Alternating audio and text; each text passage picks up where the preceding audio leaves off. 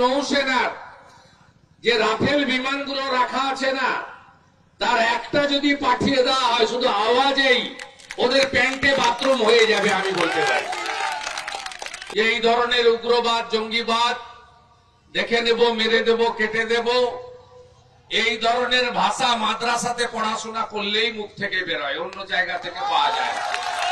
এভাবেই প্রতিনিয়ত একের পর এক বাংলাদেশ নিয়ে আপত্তিকর মন্তব্য করেই চলেছেন বিজেপির নেতা শুভেন্দু।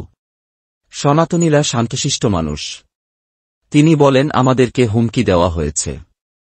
আমি আমার বতসদের বলব, আমরা তাদের হুমকি দিব না, দিতেই চাই না। এই সমস্ত উগ্রবাদী কথাবার্তা দেখে নিব, কেটে নিব। জঙ্গিবাদী কথাবার্তা মাদ্রাসায় পড়লেই মুখ থেকে বের হয়, অন্য জায়গা থেকে নই। বেশি লাফালাফি করবেন না। কতগুলো মূর্খ লোকেরা ঢাকায় দাঁড়িয়ে বলে 4 ঘন্টার মধ্যে নাকি কলকাতা দখল নেবে।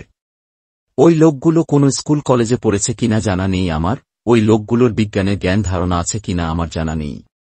কতগুলো মাদ্রাসাতেই পড়েছে, সেজন্য ঢাকা থেকে এই সমস্ত কথাগুলো বলছে। আমাদের হাসিমারা বিমান ঘাঁটিতে নৌবাহিনীর যে রাফেল বিমানগুলো আছে না, সেখান থেকে একটা যদি বাংলাদেশে পাঠানো হয়, শুধুমাত্র তার আওয়াজেই তাদের প্যান্টগুলো বাথরুম হয়ে যাবে।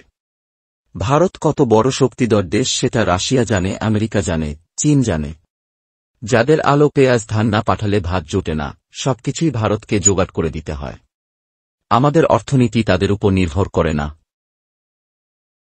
কোনো একটা বেয়াদব আছে না, সে তার স্ত্রী শাড়ি পরাচ্ছে। ওই মোল্লা রিজভিকে বলব, আপনি কিছুদিন আগে কলকাতায় এসেছিলেন হার্টের রিং পরানোর জন্য। সে রিং হচ্ছে ভারতের তৈরি, আগে সেই রিংটা খুলে ভারতকে দিয়ে দেন। বুয়ের শাড়ি পরে পুড়াবেন। তিনি এর আগেও রুহুল কবির রিজভিকে নিয়ে আপত্তিকর মন্তব্য করেছিলেন। তিনি বলছিলেন বিএনপির নেতা রিজভি স্ত্রীর শাড়ি পোড়াচ্ছে। তার স্ত্রী কত নাম্বার স্ত্রী সেটা আমার জানা নাই, মনে হয় 5 নাম্বার স্ত্রী।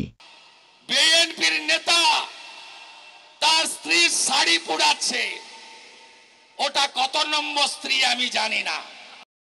এভাবেই বিজেপির নেতা শুভেন্দু বাংলাদেশ নিয়ে প্রতিনিয়ত আপত্তিকর মন্তব্য করে আসছেন।